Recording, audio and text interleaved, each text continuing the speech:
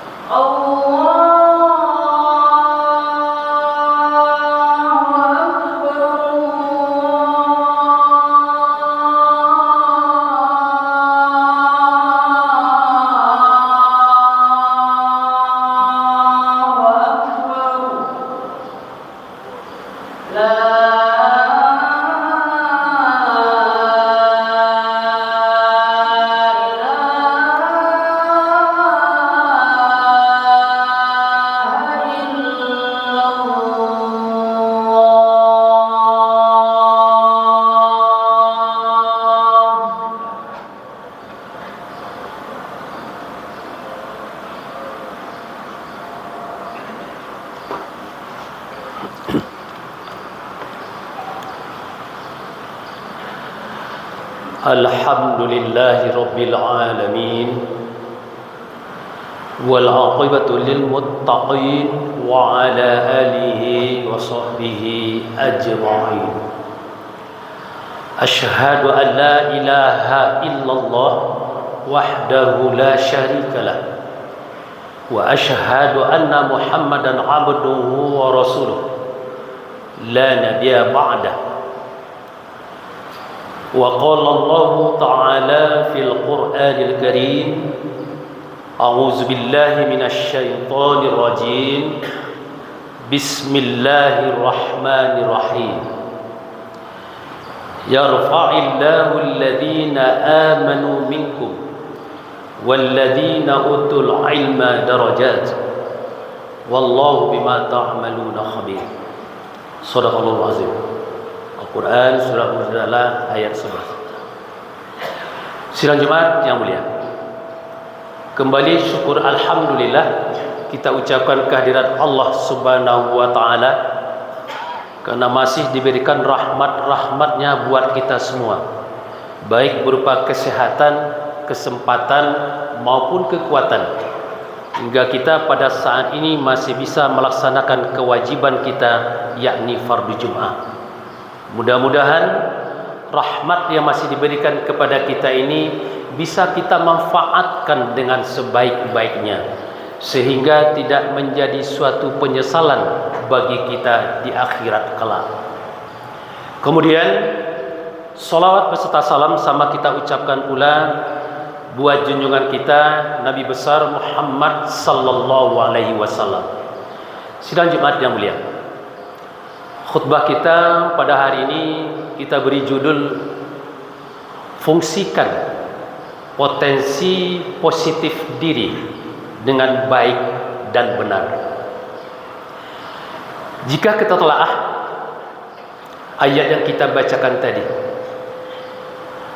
Allah mengatakan dalam firman-Nya itu bahwasanya Allah mengangkat, Allah meninggikan orang-orang beriman di antara kamu dan orang-orang yang diberi ilmu pengetahuan. Jadi ada dua hal,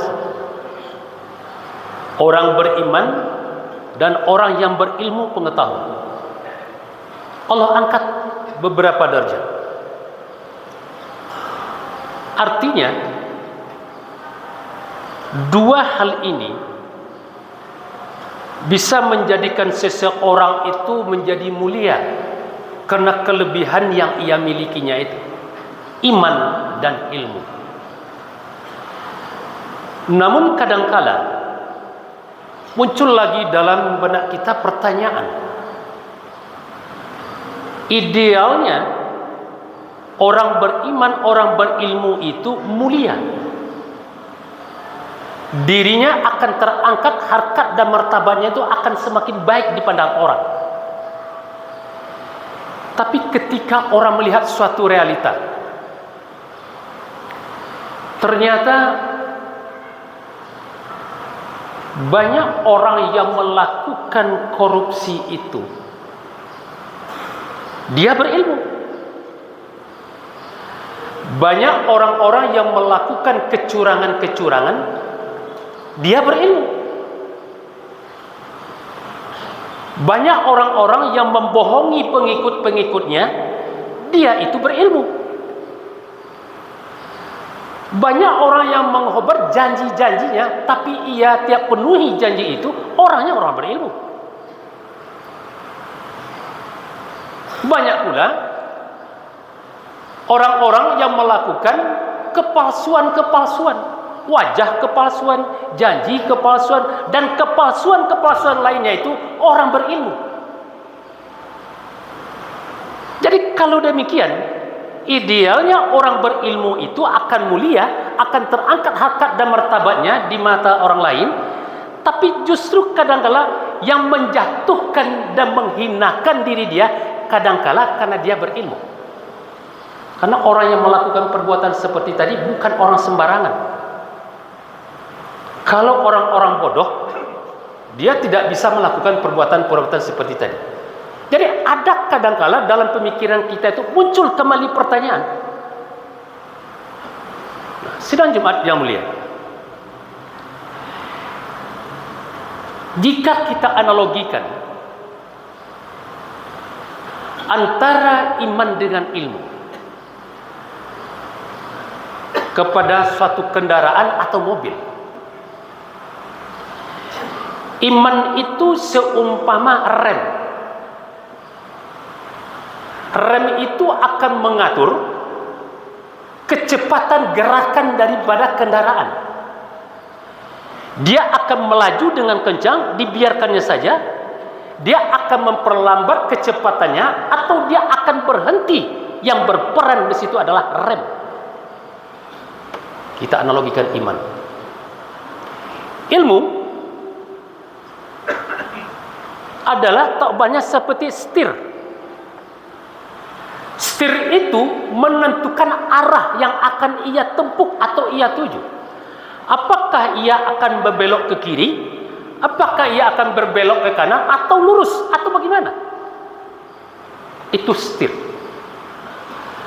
Jadi iman dengan ilmu, kalau rem tadi dengan setir, itu dua hal yang sangat terkait dan erat hubungannya. Dan di antara yang dua itu adalah saling menopang. Tidak bisa kita tinggalkan salah satu. Nah, ketika kita mencoba melihat arah sudah jelas, setir sudah bisa kita manfaatkan. Dia akan lurus atau berbelok. Namun ketika dia melaju, tidak bisa diserahkan saja atau kita manfaatkan saja setir itu. Ketika kita menghadapi suatu tikungan, maka pada saat itu yang muncul adalah berapa tajam tikungan itu. Muncul dalam pemikiran kita. Orang berilmu sudah paham itu. Ketika itu muncul secara spontan dalam pikiran, maka gerakan kendaraan akan ia kendalikan. Bagaimana caranya? Mungkin dia akan memperlambat. Memperlambat itu tergantung pula daripada ketajaman tikungan dan kondisi berikutnya. Apakah setelah tikungan akan terjadi tanjakan atau penurunan? Yang berperan adalah rem. Jadi bisa diperlambat. Atau bisa juga dia melepaskan rem tapi tetap dengan kecepatan seperti itu, tergantung daripada orang nanti yang akan membawanya. Dan bisa saja kemungkinan ketika dia berjalan, kemudian di depannya itu mungkin ada jalannya yang terban, atau mungkin ada halangan-halangan pohon yang tumbang. Di situ juga rem juga akan berperan. Dia akan terus menerjang, dia akan terus atau hanya sekedar memperlambat, atau dia berhenti, tergantung daripada rem. Nah, kedua hal ini sesungguhnya dia itu saling menopang. Jadi ketika kita melihat antara iman dengan ilmu, ini sebetulnya tidak bisa kita pisahkan. Ada kalanya ilmu dia sudah cukup, bahkan sudah luar biasa keilmuannya. Seharusnya orang yang seperti itu akan membawa kepada kebaikan, akan mengajak orang-orang kepada kebaikan, tapi tidak selalu itu bisa terjadi. Nah, ada sisi lain lagi. Nah, kalau seandainya memang kondisinya itu tidak memungkinkan, maka saat itu di situ akan berperan yang namanya iman. Kalau imannya itu berfungsi secara baik dan benar, maka ia akan membaca kondisi saat itu. Jika ilmu yang berjalan ketika itu adalah melabrak larangan-larangan, maka pada saat itu imanlah yang berperan ketika itu. Dia akan membiarkan atau menghentikan. Jadi kalau kita coba lihat sekarang, kalau secara keilmuan mungkin sudah tidak kurang lagi kemajuan ilmu pengetahuan sekarang ditambah dengan teknologi. Lalu kenapa hal-hal seperti tadi masih terjadi? Ini sebetulnya yang kurang seimbang adalah dengan memperhatikan remnya itu. Sudah jelas arah sebetulnya yang akan dia tempuh. Tapi ketika rem itu berfungsi dengan baik, maka dia akan selamat sampai di tujuan, apapun bentuk tantangannya. Tapi kalau seandainya rem itu yang tidak berfungsi atau tidak difungsikan, maka ia akan loss. Kalau loss, maka akan menimbulkan bencana. Jadi sebagai kesimpulan adalah bahwasanya antara ilmu dengan iman itu dia sejalan saling menopang. Kita tidak memisahkan. Ilmu itu penting, akan tetapi jauh lebih penting iman. Jadi kalau dengan demikian, iman itu harus kita perkuat tanpa mengabaikan ilmu. Nah, makanya kalau kita lihat dari ayat lain, qul hal yastawil ladzina ya'lamun wal ladzina la ya'lamun innama yatazakkaru ulul albab. Katakanlah, apakah sama orang yang mengetahui dengan orang yang tidak mengetahui? Orang yang berilmu dengan orang yang tidak berilmu. Tidak perlu kita ucapkan dengan kata-kata, jawaban sebenarnya sudah dalam diri kita. Tidak akan sama. Di lanjutan ayat dikatakan bahwasanya hanya orang-orang berakallah yang mampu atau dapat menerima pelajaran. Jadi artinya tergantung dari cara ia menggunakan akalnya pada saat dia berhadapan dengan perjalanan kehidupannya. Mudah-mudahan bermanfaat. Camkanlah fa'tabiru ya ulil absar la'allakum turhamun.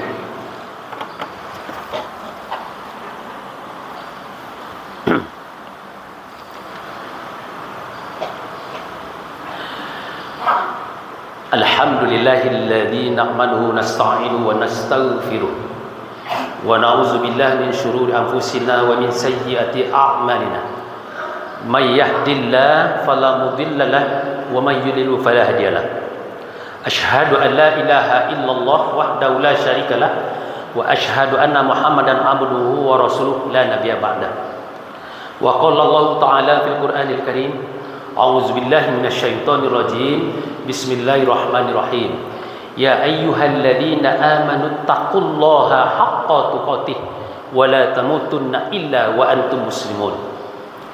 Innallaha wa malaikatahu yusholluna 'alan nabi ya ayyuhalladzina amanu shollu 'alaihi wa sallimu taslima. Allahumma sholli 'ala Muhammad wa 'ala ali Muhammad kama shallaita 'ala Ibrahim wa 'ala ali Ibrahim wa barik 'ala Muhammad wa 'ala ali Muhammad kama barakta 'ala Ibrahim wa 'ala ali Ibrahim fil 'alamin innaka Hamidum Majid. Allahumma fil lil mu'minina wal mu'minat wal muslimina wal muslimat al ahya'i minhum wal amwat innaka sami'un qaribun mujibud da'wat amin ya qadiyal hajat. Rabbana zalamna anfusana wa illam taghfir lana wa tarhamna lanakunanna minal khasirin. Rabbana atina fid dunya hasanah wa fil akhirati hasanah wa qina azabannar. Ibadallah, innallaha ya'muru bil adli wal ihsan wa ita'izil qurba wa yanha 'anil fahsya'i wal munkari wal baghi ya'izukum la'allakum tadhakkarun wa la zikrullahi akbar.